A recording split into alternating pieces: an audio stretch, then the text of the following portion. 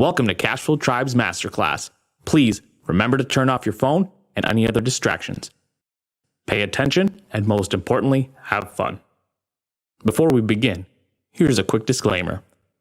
Ben Gerson, Matt McKeever, and Cashflow Tribe Incorporated are not a real estate agent in relation to the real estate market. Everything discussed today is the personal and sole opinion of Ben Gerson and Matt McKeever based on observations of the real estate market. It is in no way to be considered as legal and financial planning advice. Before any consideration is given to a real estate investment strategy, do not invest on this information without first consulting with a licensed attorney, properly accredited in the jurisdiction, and having expert knowledge in the practice of real estate. Real estate or private mortgage investing should never be considered until after you have consulted with both legal and financial professionals who understand the risks and can advise you properly. This message is in no way a solicitation for financing, transaction with Ben Gerson or Matt McKeever, or any of his affiliates, corporate or otherwise, but again, should be viewed as only points of discussion and consideration with your own professional advisors.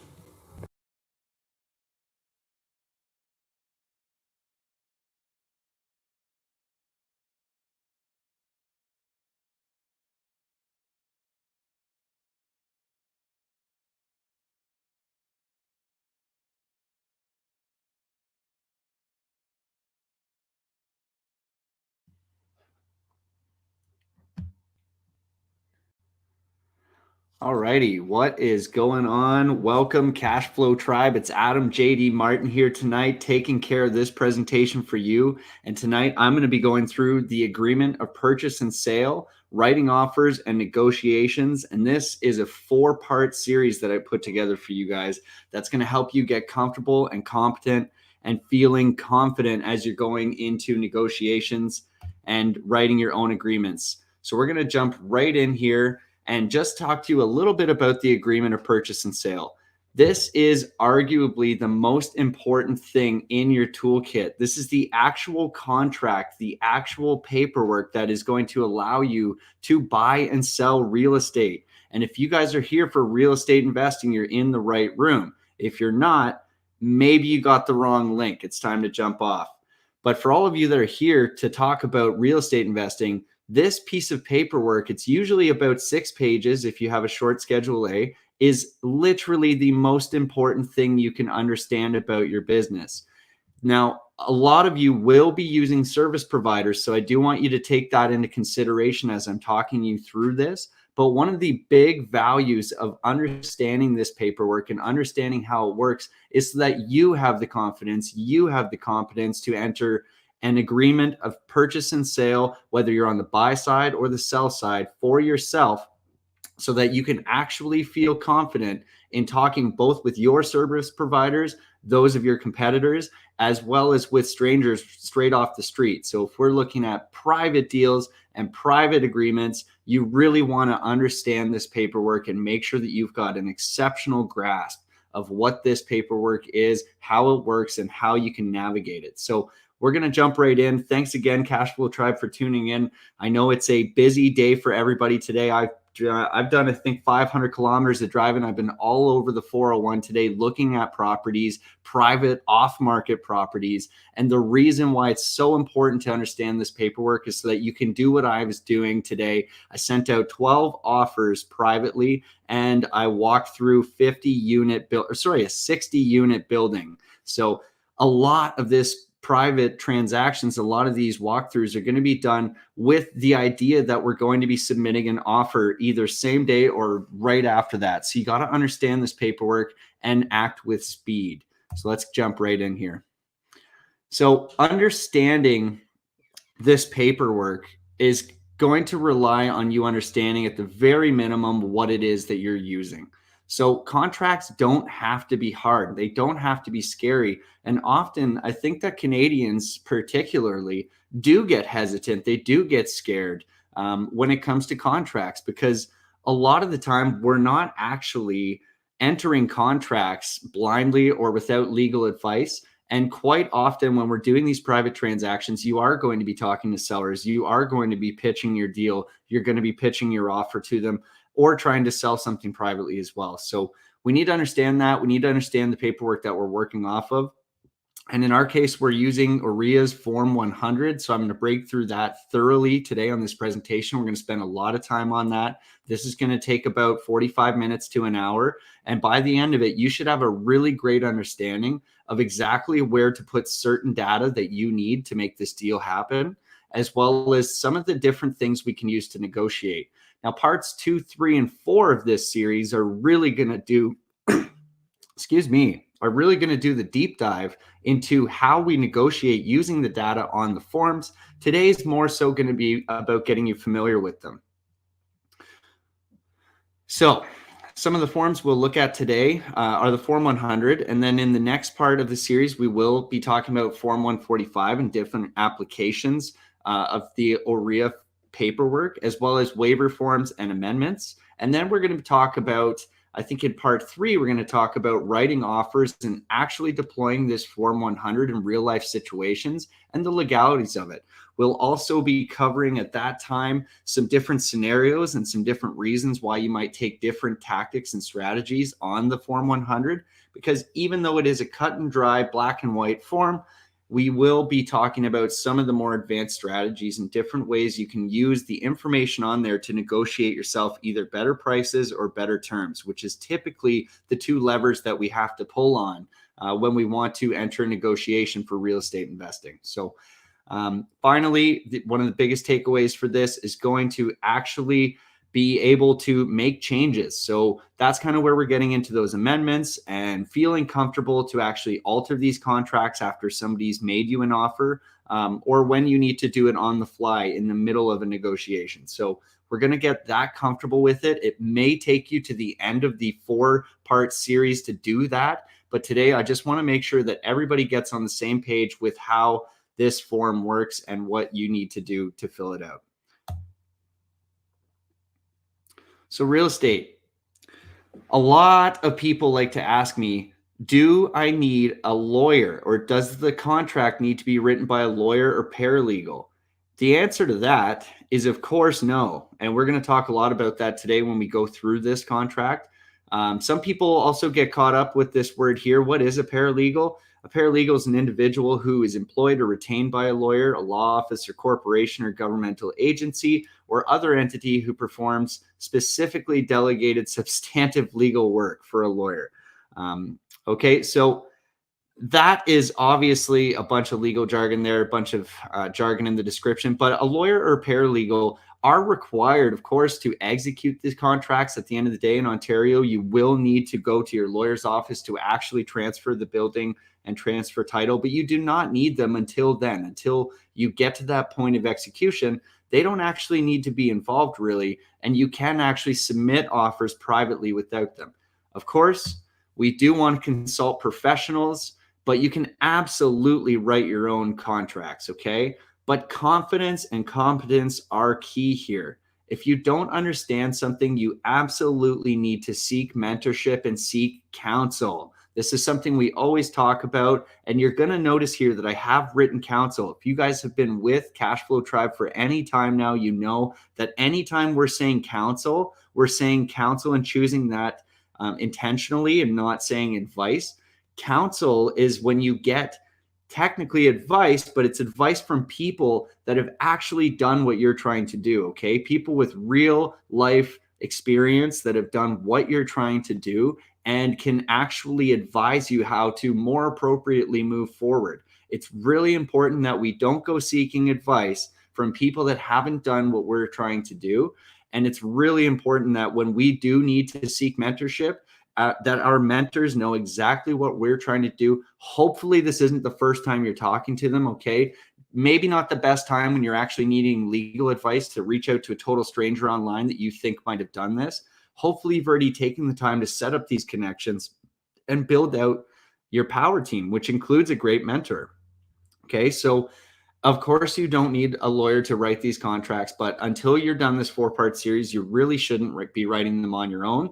At least use a mentor, seek out counsel, seek out other Cashflow Tribe members if you know that they've been writing a lot of offers, and they can hopefully help you with this process. And at the end of the day, you always do want to seek professional legal advice and help for any kind of contractual stuff that you don't understand, so that we're keeping ourselves ethical and above board and safe, and attempting to mitigate as much risk as we can while navigating the atmosphere that is real estate investing.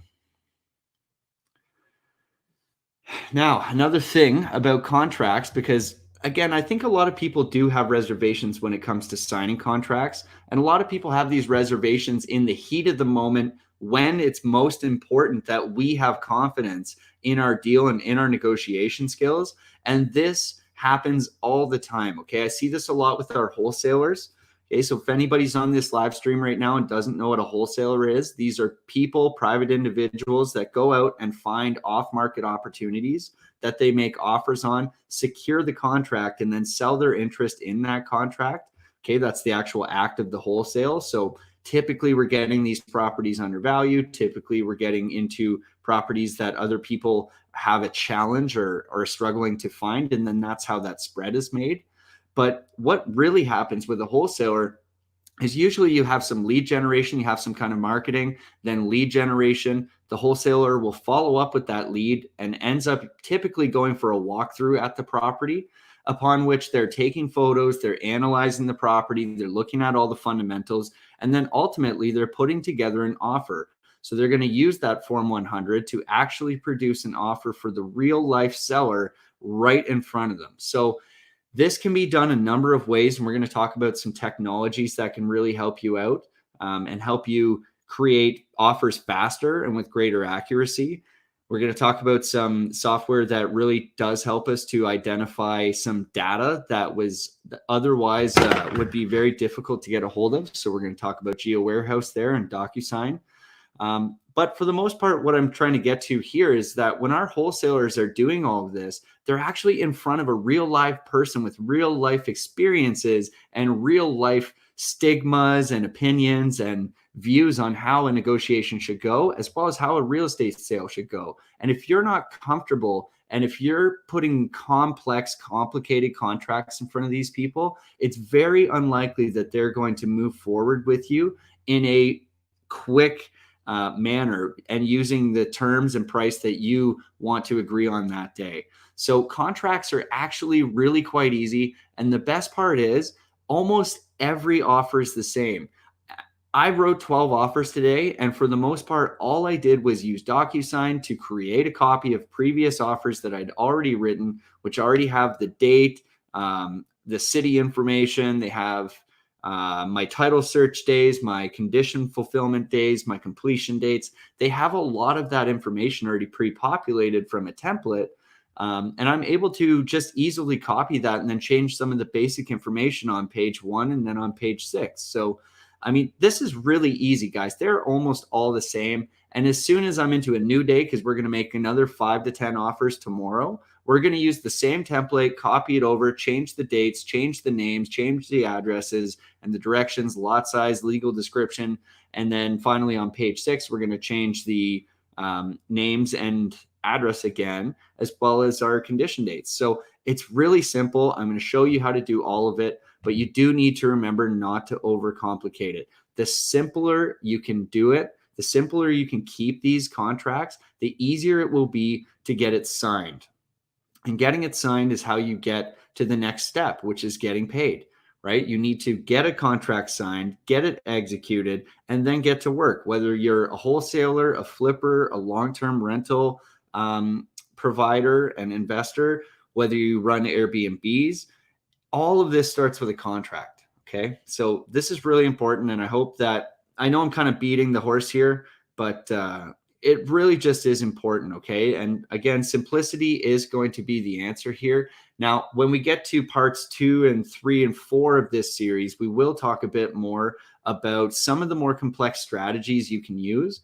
But first, you need to understand the contract. Okay. You need to understand it in its most simple form, so that you can then start playing around with different clauses, with different strategies for pricing, with different strategies for deposits and irrevocability dates.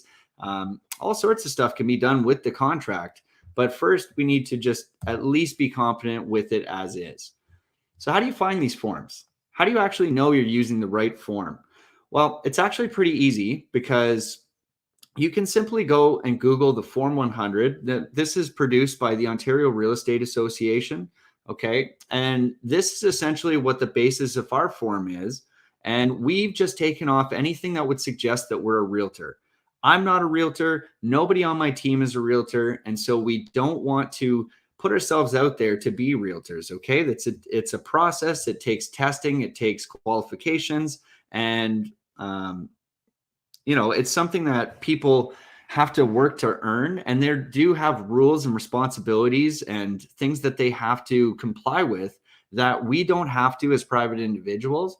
And as private individuals, we really don't want to misrepresent ourselves. We don't want to be committing fraud unintentionally by saying that we are a realtor. So one of the important things that we did, and you'll be able to find this in your actual Cashflow Tribe resources, is we've included with you, with your subscription, agreement of purchase and sale that we use every single day. So this is the same form, just debadged and a little bit modified, but it has all the standard clauses that the lawyers look to see. It's in the exact same format with the exact same layout. And it really helps you to move forward, not only with the person that you're pitching, but ultimately to get your deals executed at the lawyer's office, because they're looking for a certain template. They look for normal. Okay. So if a real estate lawyer executes 50 deals a day, it's probable that 49 of those are going to be directly from a Form 100. Okay. Maybe 1 out of 50 are going to be from a private agreement. So we want to make sure that if we're the 1 out of 50, we're not standing out with an agreement that doesn't look anything like the agreements that they're used to seeing all day, every day. And one other thing you got to understand about lawyers and your legal teams is that they're using flat rates typically. Okay. So most lawyers have a closing cost of, let's call it $1,200 to $1,500. Okay. Now they get that flat rate, they get that fee, regardless of whether it's a complex deal or a very simple deal. So it's important that we keep it simple for them. We want to incentivize not only our lawyer, for sure our lawyer, we need them on our team, but we also need our seller's lawyer on the team. Now, for the most part, you'll notice I do speak as the buyer. I don't do a lot of selling, but if you were to be flipping and you do sales a lot, you actually do dispose of your properties quite a bit. You can interchange buyer and seller quite a bit. Just note that I do mostly do buying and dispositions from a buyer side. So I guess what I'm getting at is you do need the seller's lawyer. You need the person on the other side of the table. They need to be on the same page as you, because if they're not, it's going to be extremely difficult to close with them, and they can absolutely put a halt on the contract. A lot of people think that, yes, it is legally binding, and so it must be executed. Well, I'm telling you right now, it does not need to go that way. If their lawyers believe in any way that this is going to go horrible for their client, they will do everything in their power to ensure that the deal doesn't go through. They can argue a few different things for sure. They can certainly argue capacity in a lot of cases. So especially when we're buying properties under market value, which is what a lot of investors do tend to do, you need to watch out for those things. You need to know that you are exposed to that risk. How do you manage that risk? Well, you do that by using the right forms. You do that by using the forms that our Cashflow Tribe members are using every single day, and the ones that we know work. We've done this hundreds of times. We use the same form every single time, and it works. Okay. So I can't stress this enough. Don't go and find some crazy contract out there that allows you to purchase property, because it may work. It may work once, it may work 5 times, but I'm not sure that it's going to work every time. And with our form, it's the closest thing to the original form that there is. So we are very confident in its capacity to take us through to the execution stage and past the lawyers. We are confident of this because we have a statistically significant chance of passing it, as we've already done it a bunch of times. So again, guys, remember, we're always seeking counsel, not advice. Okay. We've actually done this. We do this all the time. And that's why it's probably a good idea to take one from us. All righty. So all this talk about our form and the Form 100, it's probably useful to actually show you this thing. Now, I'm hoping that you can see this large enough, and maybe you guys can drop me a comment or give me some kind of feedback here to let me know whether or not this is actually showing up large enough for you, because this is really important. This is the first page of the agreement of purchase and sale. So we'll stop calling it the Form 100 from now on, and we'll just call it the APS. So agreement of purchase and sale is the APS. I'm not sure if I can, it looks, somebody says not large enough. Okay.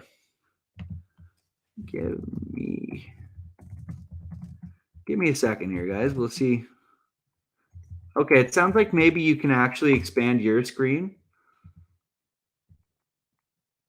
So, yeah, I think it's possible that I'm maybe taking some of your screen. So if I get rid of me, does that help?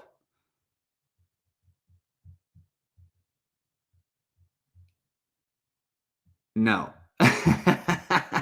No. Well, then you're stuck looking at me anyways. I'm going to walk you through it as best I can here. We can send you guys out as well if you guys want to. Once you're in Cashflow Tribe, once you can actually get to the website, cashflowtribecanada.com, you will actually have access to this form and to this template so that you actually can see how it's done. But I'll read you through this. If you can maximize your screens right now, if not, then just follow along with my silky smooth voice and I'm going to walk you right through it. It's actually simple. And remember that that's what I talked about for the whole first time. This is really easy, guys. So I'm going to walk right through this right now. I can even read it through line by line. So the agreement of purchase, so it says basically right at the top, agreement of purchase and sale. And then it reads, this agreement of purchase and sale is dated in this case, we've used the first day of April in 2019. Okay. The buyer's name is then going to go right here on the buyer line. And then, so you just put the full legal names of each buyer and then who agrees to purchase from the seller. So then you obviously put the seller's name here, the following real property. So this is all extremely logical, simple stuff. Okay. At the top, we were going to write buyer's name, then the seller's name. Now, some things to look out for here when you're putting the seller's name is you're going to need to know who all the legal owners are of this building. Sometimes it can be a corporation. You're going to see this even a lot more often in multifamily real estate or commercial real estate, but it can happen too on single families. And in fact, this past week, we negotiated on a building that actually had a corporation on title and then a private individual.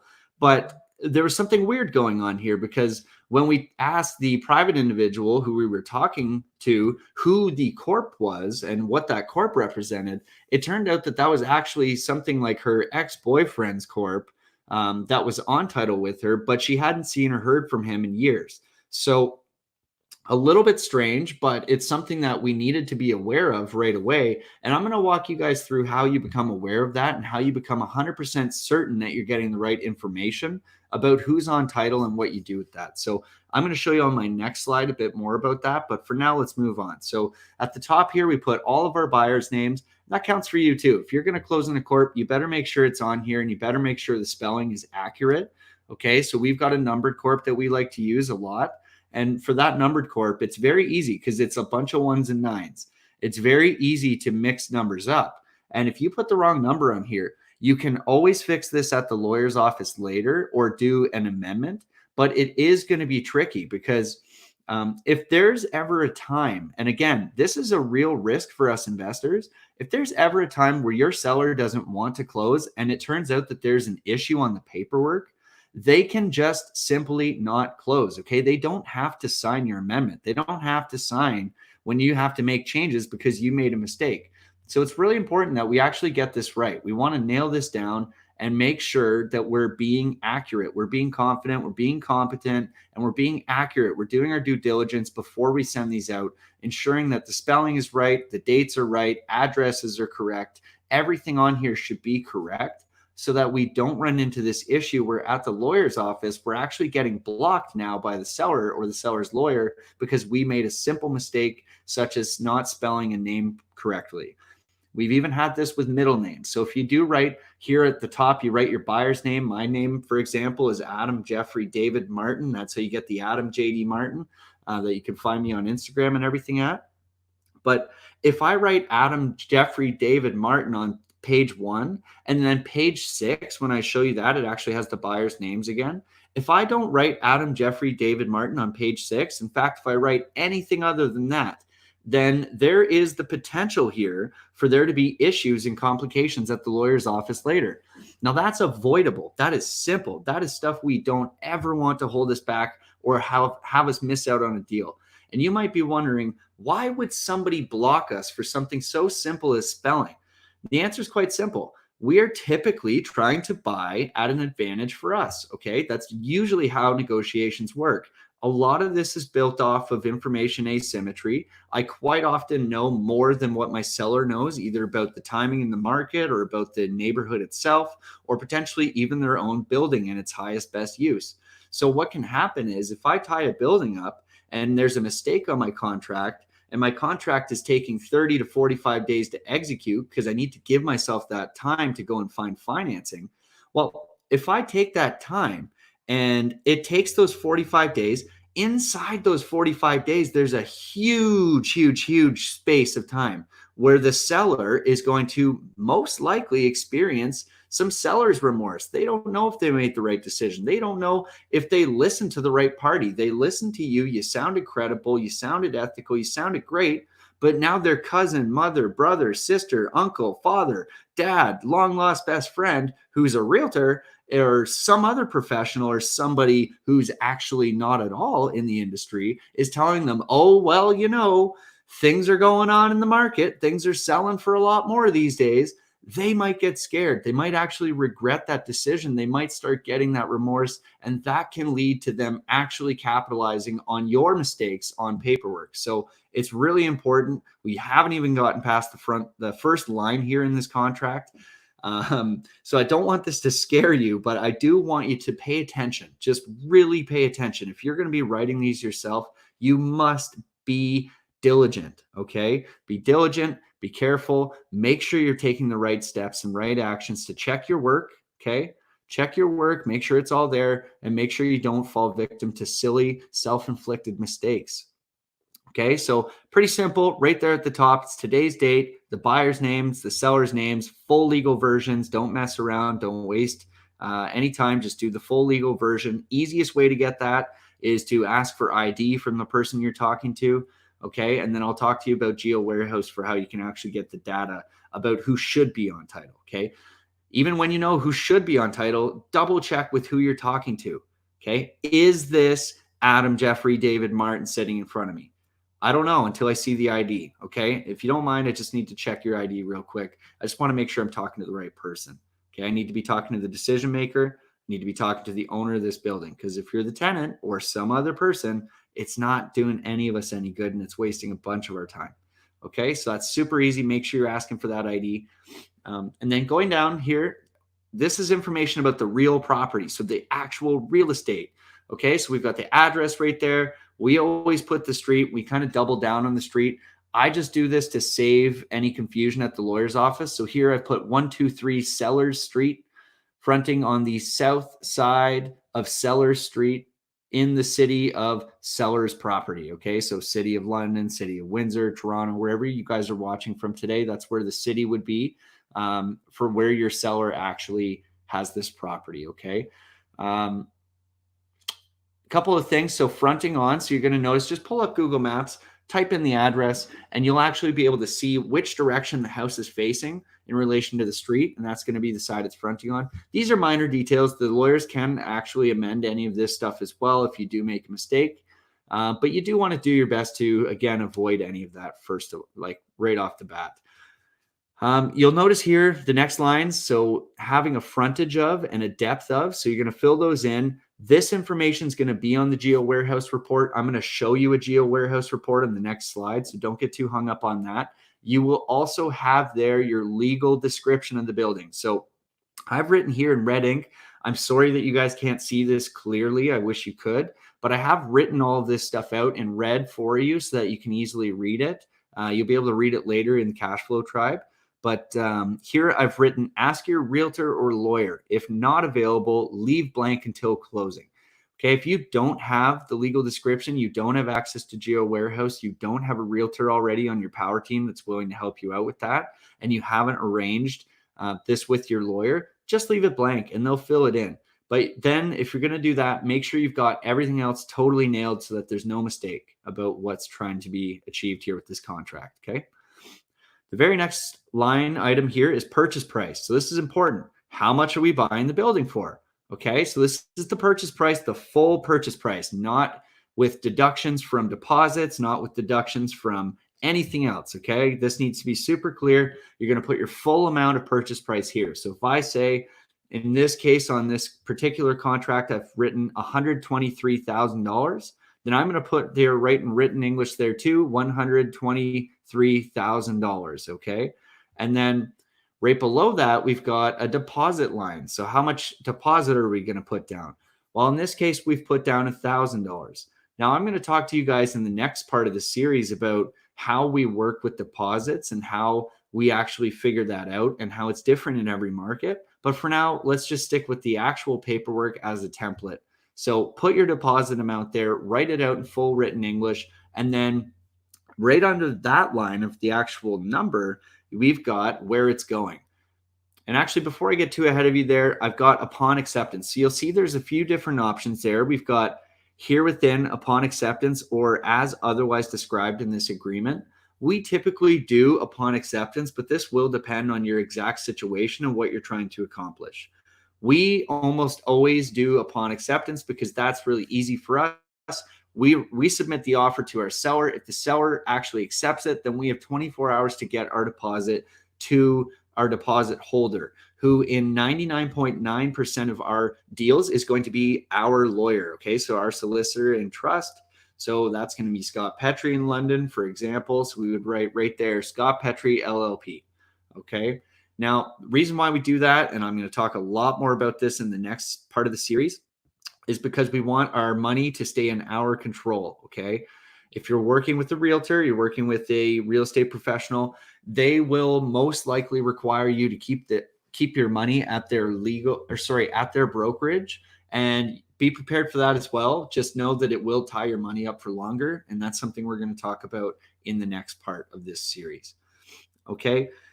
Going down now here to the next line that you need to know about. This is our irrevocability. So this is when the offer is good until. Okay. So typically I'm going to write this, and we're going to talk about this again in the future part of the series. We're going to talk about negotiating and using this piece here as a negotiation lever. But one of the things here is irrevocability. So this is irrevocable by the buyer, because I'm typically going to be the buyer, until 6 p.m. on the first day of April, 2019. Now, this is important to recognize here, and you might not have got it because I've been doing a lot of chatting, but you'll notice here that in our example, and we do want to, this is a live example where everything would be as it should be. We've dated this agreement of purchase and sale the 1st of April. So that's the first thing I want you to notice about this contract, is that the irrevocability for us is almost always going to be the same day as we're presenting it. So I'm writing that offer, I'm presenting it in person, and I'm getting it signed right then and there, because speed is everything in real estate. Okay, so that's an important little detail. We can talk about this more in the negotiation series or part of the series. But I do want to draw your attention to that right now, so that at the very least we can plant that seed in your head. Okay, completion date. We often hear closing date. That's what completion date means. So in this case, we set it for the 30th of April, which is about 30 days later from the time of this offer. And then you can see that there's 2 signing blocks here at the bottom of the page too. So we're going to initial the bottom of every page on this contract, except I think 1. But you'll see that there's no sign blocks on that one. So that was like 20 minutes on page 1. I don't want you to be scared, because this is really simple. It's not difficult, really. It's just I want to cover a lot of these details for you, so that I leave feeling that you're comfortable and confident with this stuff. So I did a lot of talking there on page 1 about getting this data and getting this information. So here's a real live deal that we completed and had a geo on. Now, this is somewhat unfortunate because there's usually a property photo here, but you can see Google got a truck. But this can happen, so I wanted to throw it in anyways. Right here, this is actually a snapshot from a geo warehouse report. So this will show us the lot here. It's got some approximate, it usually has some approximate dimensions of the actual lot itself. It'll show you sort of where it is as well in relation to streets, intersections, other lots. So you can kind of get an idea of different laneways or parking arrangements or lot configurations from this.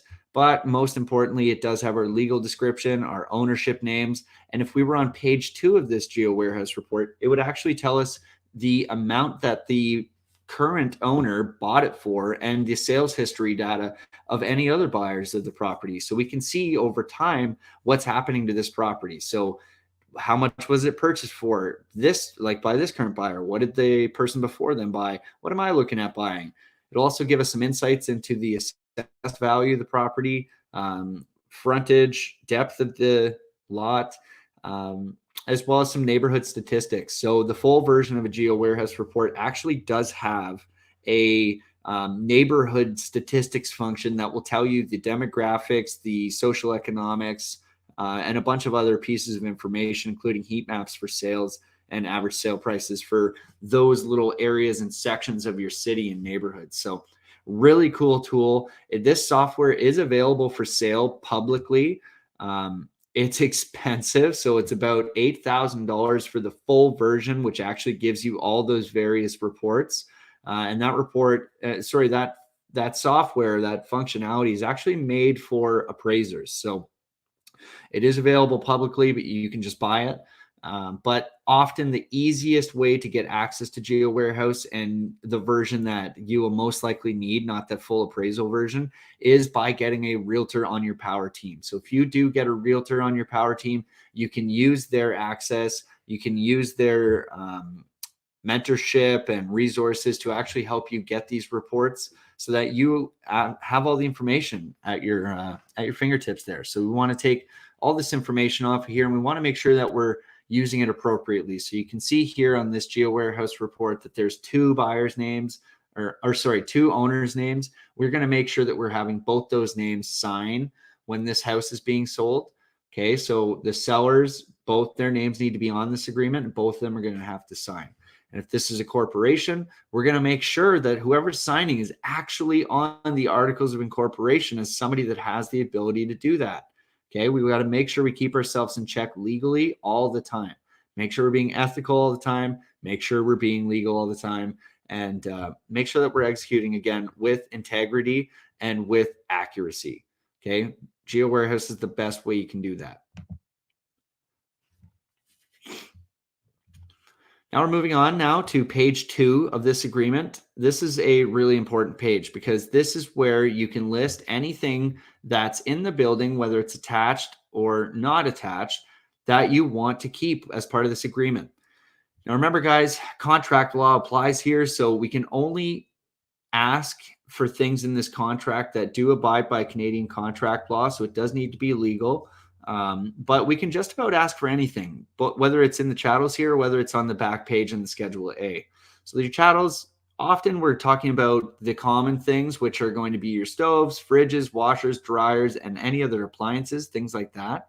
But you could include other stuff from the household as well. So this could be personal items. This could be anything. You could write it in here, features and things that are in the building that you want. You can basically put anything here. Okay, so I just wanted to stress that you can do that. And when we get to the negotiation part of the series, we're going to talk a lot about why you would put some items on here and why you would kind of clutter up the offer with those things in order to negotiate better. Okay, we want to sometimes clutter the offer. We want to keep the offer simple. We don't want to make it complex with really complicated clauses, but we do sometimes want to use to our advantage some of the cluttering techniques. So we'll talk about that in the next part of the series about negotiations once we're really comfortable with these forms. But yeah, that's kind of how it works. I see Grant here is asking me, they're pets too. And yes, of course you can ask for the pets. And we've had Jeff Weibo do it. Okay, so one of Jeff Weibo's clients, he actually had to keep a cat. Okay, the seller was moving to British Columbia to British Columbia, and they were moving to a condo or some sort of place where they couldn't possibly bring the cat. And the seller had an emotional attachment to this cat and really wanted to see that it would be taken care of. And so they wrote it right into the contract. Because don't forget, guys, that whether you're the buyer or the seller, you can actually add things to this contract. Okay, so in this case, it was the seller putting that into the contract. And I believe that would have actually been on the Schedule A, not on this page itself. It would be on the back of the contract where you can put basically any clauses or conditions that you want to the sale. So included with that sale was, of course, the cat. And Jeff Weibo's buyers, his clients, actually took on care of the cat to get the transaction done. And they ended up taking on the cat and getting this deal with less money than the competitors. So the competition in the market wasn't willing to take on the cat, or they weren't willing to see that angle. I think Jeff did some good digging to figure out their why, which is what we're going to talk about in a whole next part of the series, is the why behind all of this. But Jeff did a great job finding their why, got the cat negotiated into the deal, saving his clients money and getting them to completion on the contract, which I think is absolutely fantastic. So Grant, 100% you can take the pets with you if your sellers agree or if your buyers agree, depending on what side of the table you're on. So yeah, sky's the limit here on the chattels. You can do whatever you want and the Schedule A. Now, fixtures excluded, this is anything that's attached to the building that you don't want included or that the seller doesn't want to include for you. So this could be chandeliers, this could be expensive mantelpieces, this could be artwork that has been fixed to the building. This could be anything, okay? If it's attached to the building and they don't want you to have it, then you're not getting it if it's on here and you sign for that, okay? Now, again, there are cases here where you would want to potentially clutter the offer. You might want to exclude certain things that might be bulky, heavy, or otherwise cumbersome to the deal if you're buying and you don't want to move these things out of the building, or if you do and you just want to negotiate with that thing. So again, we're always considering that stuff, and we're going to go over that a lot in the series part where we talk negotiations. For now, though, we'll move on to rental items. These are any items that you as a buyer, or you as the buyer are willing to assume. So this is quite often the hot water heater. This could be the furnace. This could be AC units. This could be anything that's rented. Want you to caution here that you're looking out for solar panels, and you should be on the air, like you should err on the side of caution when you're seeing furnaces show up as rental items, and like air filters and stuff like that. These can often be expensive items that are being rented by the current seller for no good reason, and they can really have an impact on your bottom line. And in the case of the solar panels, these can often lead to unintended consequences later when, for example, there are certain solar companies that will not allow you to assign contracts to corporations. So if you were planning on assigning that contract to your corp and you're buying in the name of your corp, this could run into problems for your seller or yourself, okay?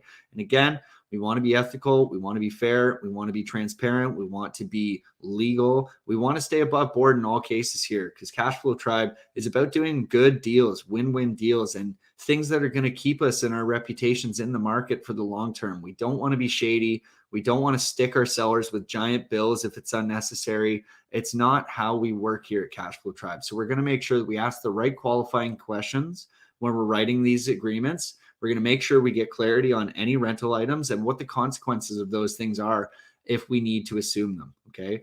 Make sure we're doing that. I've personally run into the situation where I was unaware of a solar panel contract and its consequences. So that's why I stress it so much, okay? It's a mistake that I learned. Take my counsel on this. Make sure you get the contract, you read the contract, call the company if you have to. They all have legal departments. They all have to discuss with you their contracts. And quite often you'll find that your seller has no clue.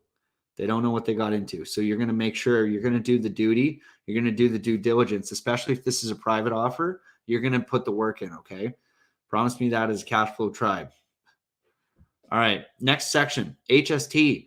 Well, HST is interesting because it's not typically going to be applicable. Most of us are, yes, exactly. Huh.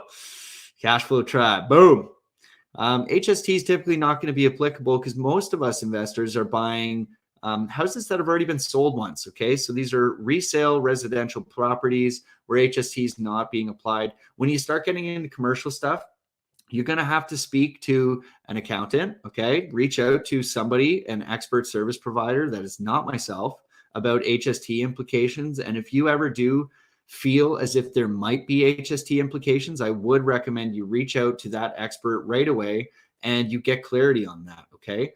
So don't take my word for it, but I am going to tell you that most of our transactions that are resale residential properties are just going to not be applicable for HST. So we're going to have this written in as included in, okay? Now this is the fun part for everybody. going on to these next pages, because these are the standard clauses that you're going to find on just about every single agreement that's ever been sent out by the lawyers or by realtors. When we're using this Form 100, so the agreement of purchase and sale, the lawyers need these clauses to be able to do their not meant to be modified. Okay, this is just straight up legal jargon for the lawyers to use so that they can execute these contracts. The only thing that we're going to change here is right on top is title search. So we want to give our lawyers enough time to actually search the title. So they're checking for liens, they're checking for anything that's going to prevent us from closing against the property. So we want to give them somewhere in the neighborhood of 2 weeks, a week or two before closing, we'll set that date for. So if you remember back to page 1, we set our completion date for April 30. So we're going to give our lawyer until April 15th to search this title, okay? And then you'll notice there's another blank under there, which talks about present use. So present use is interesting because you want to, when you're buying, if you want things to be covered by title search, you're going to want to include the present use of the building here. So if you're buying a triplex and it turns out that it actually was only a duplex and that the third unit was illegal, now when you run into that circumstance, it can be tricky for a number of reasons, one of them being insurance and one of them being loss of income if the city doesn't want you to have that unit anymore.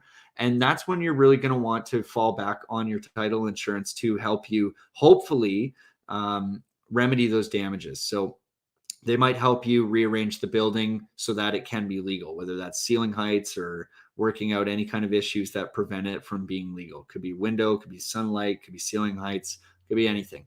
Now, I have recently spoken to a Cashflow Tribe member who did run into issues getting title insurance to cover this, but it's always worth the try. And if you do want to get your seller to say that it is a triplex, and maybe you already even know that it's not legal, you're still going to want to maybe write triplex in here. And when they panic and tell you that it's actually only a duplex with an illegal suite, or when their lawyer is not able to legally represent that it's a triplex here, that's when you might use that to negotiate again. So we are going to be covering that again in the negotiations part of this series, where we're going to really take a fine-tooth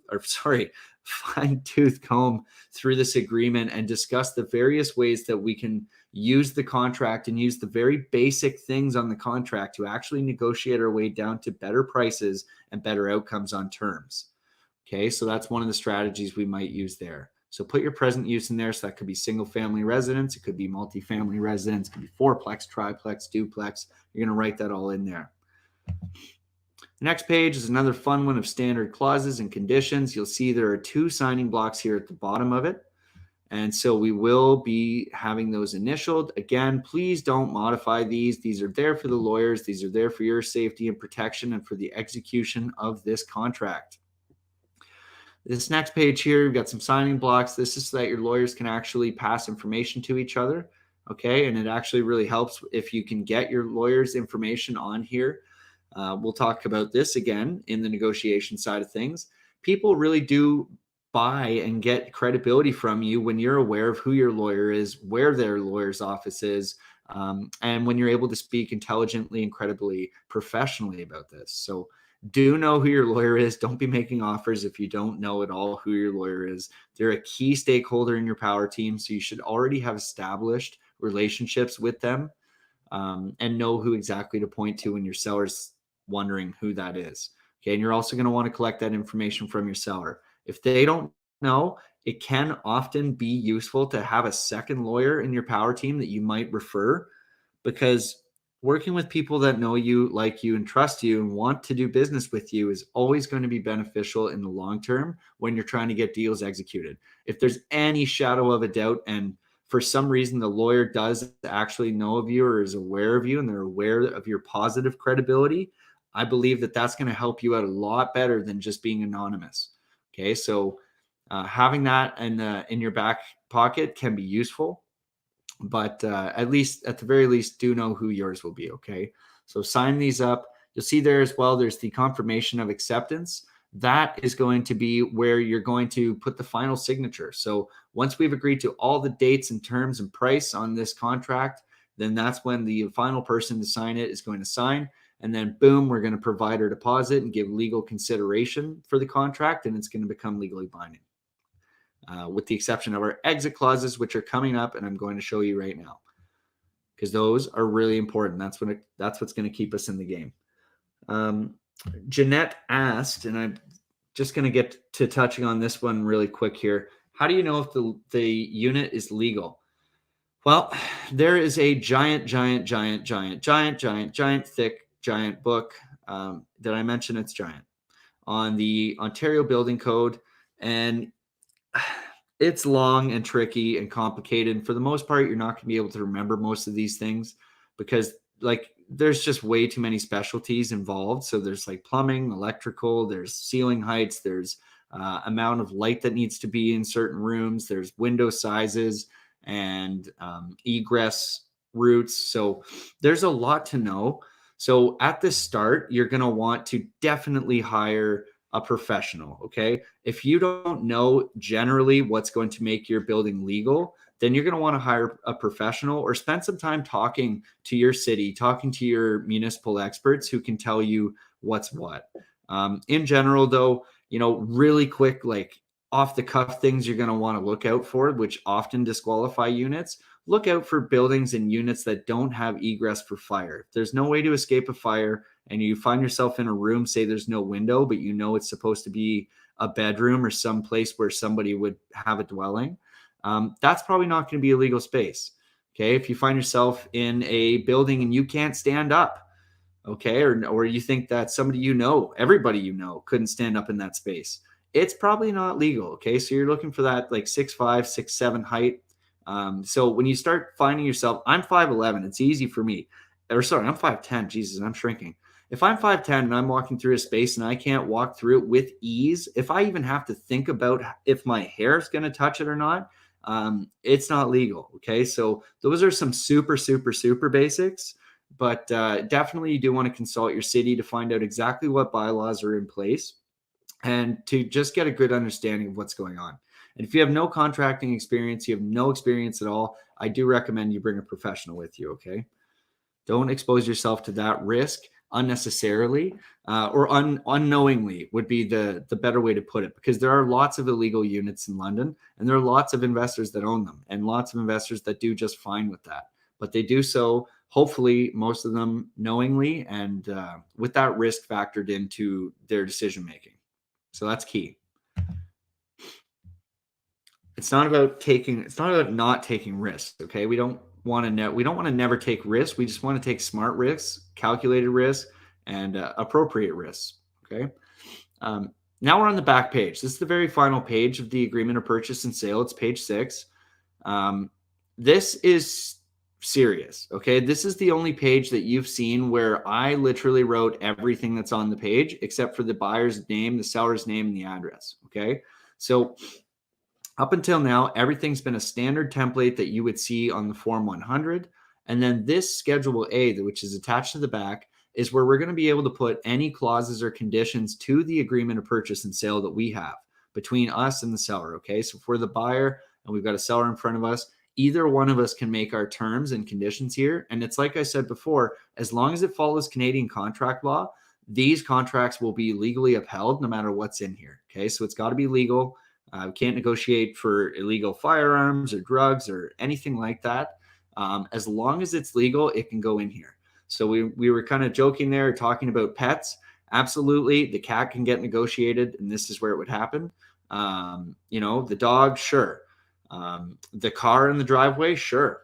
The car in the garage, absolutely, right? It literally could be anything. It could be pool tables. It could be other items that are not necessarily even at this building. Okay. So things that we know that are in possession of somebody in this deal. So they might include the Rolex here or the motorcycle or anything. So do be careful. And again, one of the ways I'll talk about this in the negotiation part of the series, but one of the best things you can do here for your seller is to inform them that this is actually the place where they face the most risk. Okay, we've written the contract. We wrote the offer. This is where if we were going to screw them over, it would happen. Okay, so everybody in this deal needs to pay a lot of attention right here on this page. So I'm going to read these clauses out for you because these are the 5 clauses that we put on every single offer that we ever write.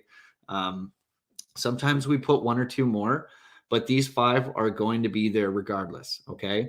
So the first one there talks about getting paid.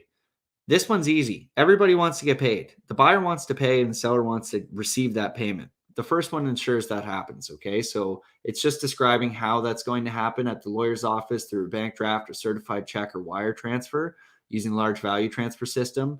That's standard. Okay. Everybody's going to have that. And that's an easy one to keep on there because everybody wants to get paid.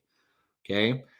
Second one there, this is actually our first escape clause. So it's really important that we actually do inform our sellers, hey, this is an escape clause. This is here for my protection. This is here so that I can enter this agreement with you. And in the event that I am not able to secure financing or a financial partner, I will be safe. Okay, if I can't afford to buy your building, you don't want me trying to, because then I'm going to have to go sell assets. It's going to push back closing days. It's going to push back everything. And at the end of the day, I still might not be able to do it. So what do we do here? You can see there's 2 blanks that I filled in with the red ink. The first one's a time. The second one's a date. So this is where we're going to select the amount of time that we have to be able to lock down a financial partner or our financing. Okay, so that's talking to the banks, that's talking to mortgage investment companies, that's talking to potential assignees if you're going to assign this deal, that's talking to private lenders if you're going to go all private on this. And that's the window of time when you're going to want to essentially do your appraisals, you're going to walk through your contractors, you're going to do any of that stuff that might affect your financing or affect your ability to complete this transaction. So typically speaking, we do 2 to 3 weeks here to give ourselves lots of time. Appraisals can happen fast. They can generate the reports quickly, but that can often result as well in increased costs as well as friction with your appraiser. So we want to avoid friction. We want to avoid unnecessary costs, and we want to be realistic. We don't want to be under the gun for the whole, giving ourselves 3 days or something to try and complete this contract and lock down financing, unless, of course, for a fact, and you got to know this 100%, that you can get your financing. It's already pre-approved. And pre-approved, I mean real pre-approved. I don't mean, yes, we can probably give you a couple $100,000. I mean, you've got a commitment in front of you. You know exactly how much money you can get, and you haven't changed your financial situation since you got that. This is a big mistake that I do see happening more often than I'd like to, is that somebody gets pre-approved for a mortgage and then they buy a boat. Okay, they buy a car. They spend all their credit limit on their credit card. They blow the HELOC. Okay, if you do this, I guarantee you your pre-approval will get gone. Okay, it will not be there when you go to close. So if you're going to submit an offer without this exit clause, you should really consider having the next clause that we have on ours, which is an inspection clause. This clause here is going to be another exit. It's the exact same thing. If we don't provide written waiver of this or the financing clause above it, then the deal dies. The whole thing's null and void. The deposit's returned in full and nobody's hurt. Now, I'm going to talk to you about this again in the negotiation part of this series, where I'm going to discuss my exact pitch here and how we're able to get long condition periods if we need them, and how our sellers are actually quite agreeable to these things. So I'm going to talk to you guys about that, but just know that you want to give yourself an exit on these contracts, because if you're not able to complete the contract, there can be some serious negative consequences. Okay.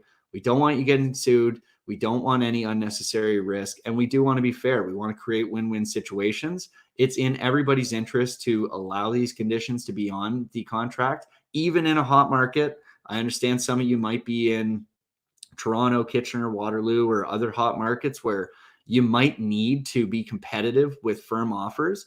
But typically we don't experience this as much on the private side of the market. Okay. So a lot of what I do talk about is private deals and locking those down. And it's always possible to negotiate here. Don't let anybody tell you that you have to go in firm. Give yourself an out, give yourself some security, give yourself the safety of having that. It's really important. Okay. The next one we put on every one of our offers. This can be tricky at the bank, but it's necessary for what we often do, which is assignments. And this is an assignment clause. So it reads, the buyer shall have the right at any time prior to closing to assign the within offer to any person, persons, or corporation, either existing or to be incorporated, and upon delivery to the seller of notice of such assignment, together with the assignee's covenant in favor of the seller, to be bound hereby as the buyer herein before named shall be released further from all liability. So that's a lot of words. All it really says is that we have the ability to assign this contract, to actually change who will be the benefactor of the contract. So the buyer's name might change and we will have an assignee. So once we do that, it actually releases all of our liability as the original buyer and places that in somebody else's hands. So that's the assignment clause. This can lead to issues. If you do assign the contract, your assignee might run into issues with financing in today's financing climate.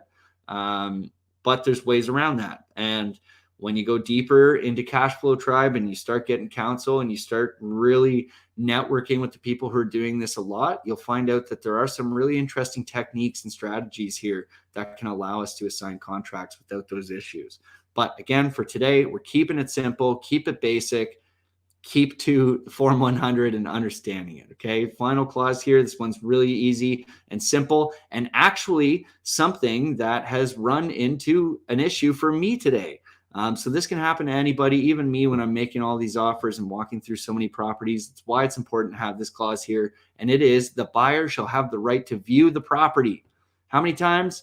3 to 5. Okay. Keep it simple, but do give yourself a few here. 3 to 5 times prior to completion at a mutually agreed upon time, provided that a written notice is given to the seller and the seller agrees to provide access to the property for the purpose of this viewing.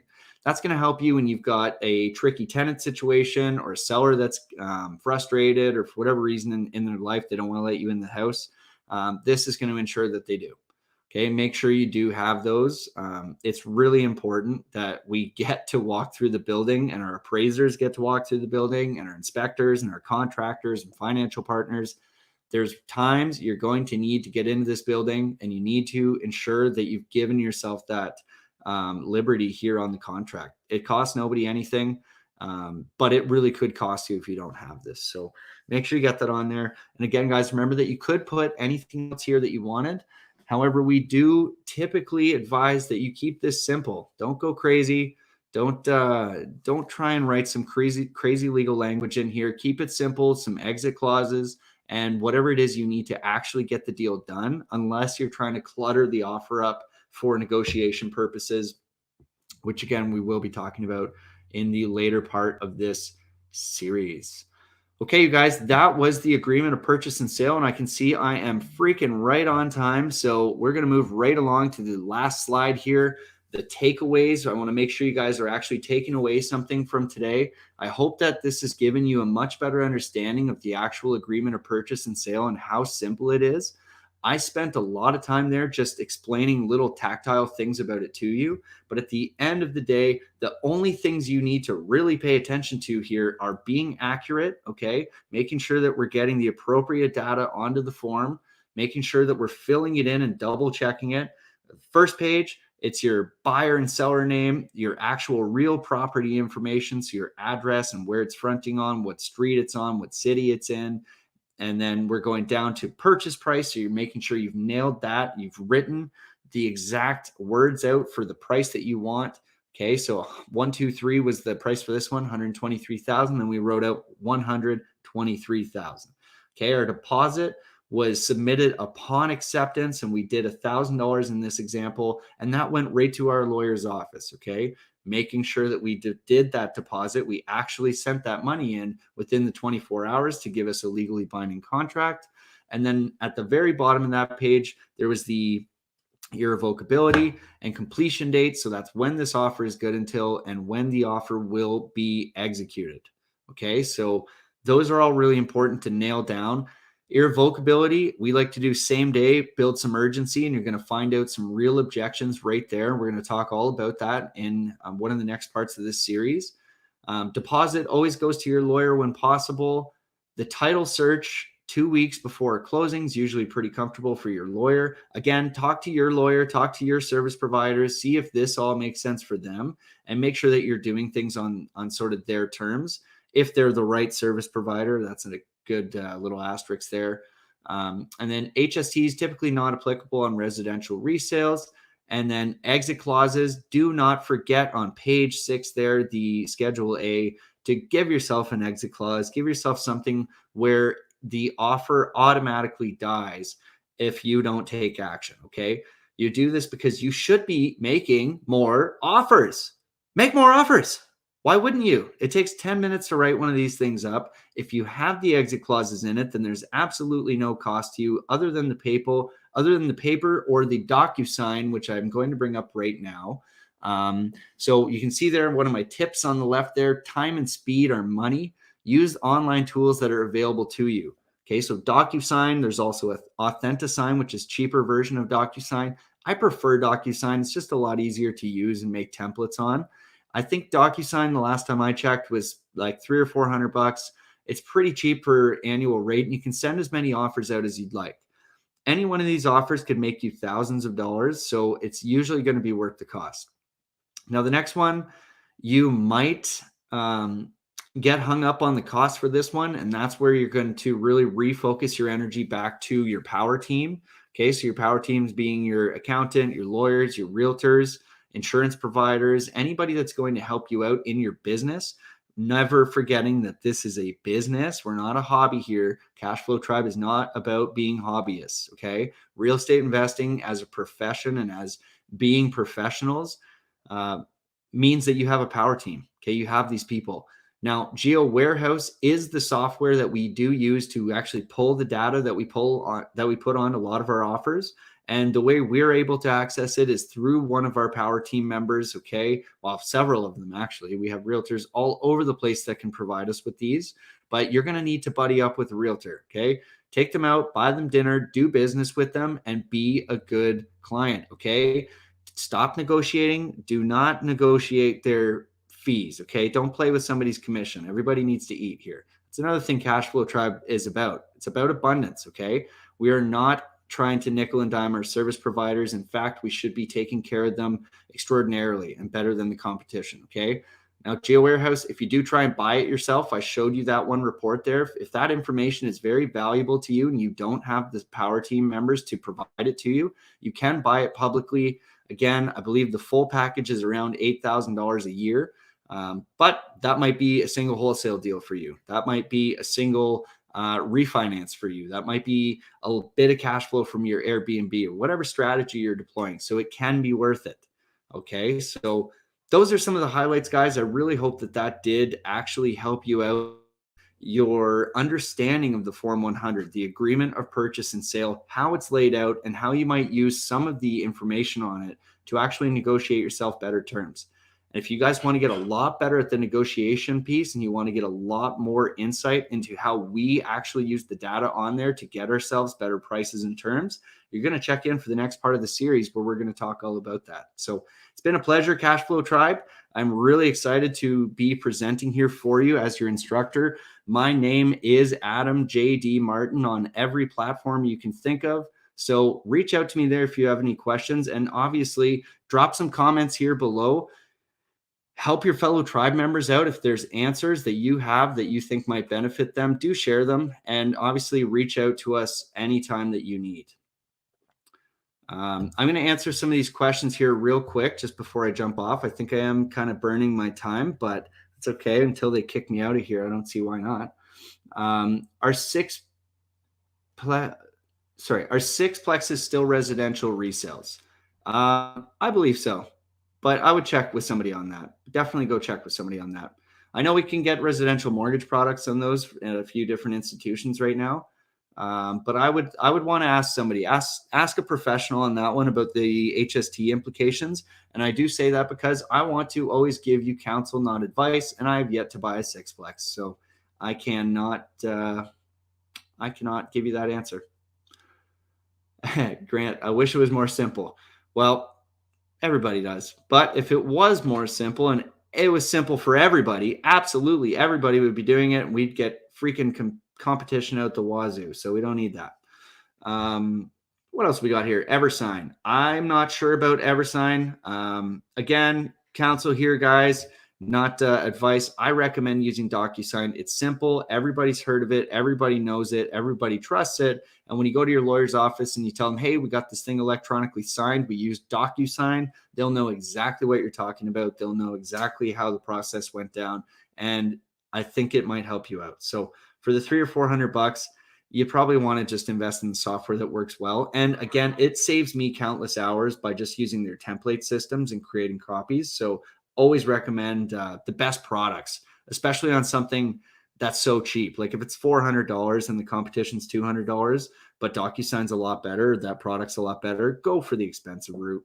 Like it's just going to treat you better in the long term. Sample agreement be available for tribe members. Absolutely. This is part of the resources you guys already have. So this is in the original tactical guides that Matt and I produced a couple of years ago. So we've obviously improved them over time. We've improved these presentations, but that tactical guide was there. So yeah, guys, thank you very much. Again, I'm just going to be back here in a moment for some more questions. Until then, I'm going to ask that you guys please remain seated. Keep your arms, hands, legs, and everything else inside the vehicle while I play you a really quick video, okay? Don't leave.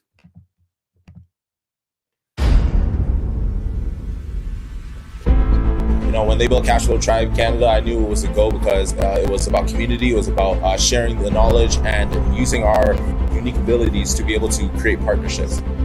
Sitting down with Matt McKeever, and if this is what it's doing for a man that has 100 tenants himself and saying that he can grow from this, I said, I need a piece of this. I need to come to this. Every time I come to something like this, my level of awareness raises. I feel that I can take on a lot more, and my goals have been too low every single time. Ben taught me to kind of not be afraid to go get it and like be confident with it. I love how authentic both Ben and Matt are. You can really hear the intention to help us grow to the best of our ability. This is perfect for people that want to know exactly how to start and what steps to take.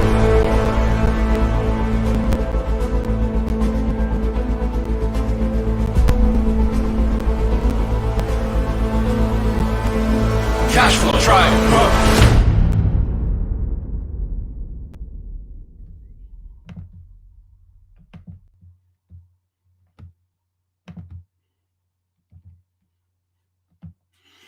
Okay, our media team's been stepping things up. Obviously, there's a lot there to take in. And again, we are going to continue doing these. I believe we're all set up now to be rolling out daily instructional videos and training videos just like this one. So if you did enjoy it, again, guys, like smash whatever like button's in front of you. I don't even know how you guys are watching this right now, but just freaking smash it. I mean, we're having a lot of fun with these, but we do need some love. Okay. I get emotional. So I want to see some of that love there. Oh man. Okay. There's the love's pouring in. Now I can't even see the questions. Y'all are crazy. Okay. Question time. Have you ever wholesaled a house you rehabbed? So I'm not sure I exactly understand your question, but I'm going to take this down another crazy route that I'm certain you didn't intend on. This is not the question you were asking, I'm pretty sure. Otherwise, you're like pretty advanced. But have I ever wholesaled a house that I rehabbed? No. The answer is no.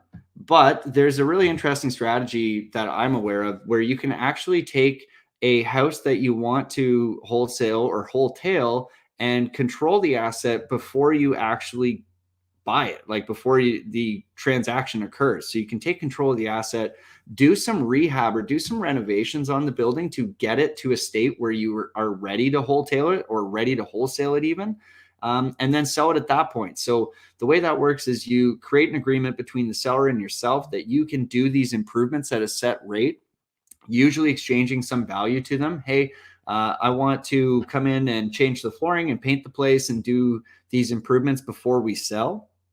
And then when I go to sell, I'll give you X, right? So it might be an additional $3,000 or something like that for your inconvenience. Or I'll provide you with an Airbnb or a hotel or something like that for the week that it's going to take me.